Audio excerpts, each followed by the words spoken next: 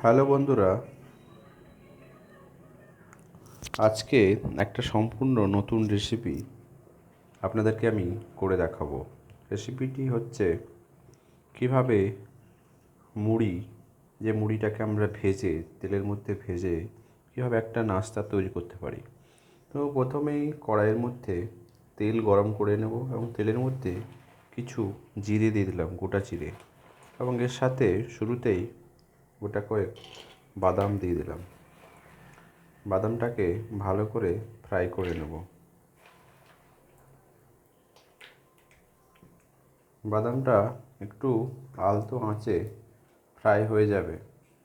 এর মধ্যে মুড়িগুলোকে দিয়ে দিলাম, তেল গরম করে ওর সাথে মুড়ি দিয়ে দিয়েছি এবং তেলটা যখন গরম করছিলাম তার সাথে একটু হলুদ মিক্স করে দিয়েছি।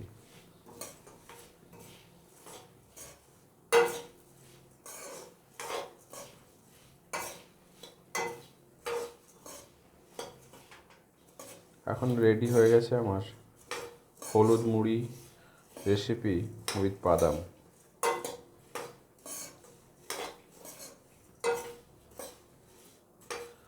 মুড়ি বেশ সুন্দরভাবে ভাজা হয়ে গেছে।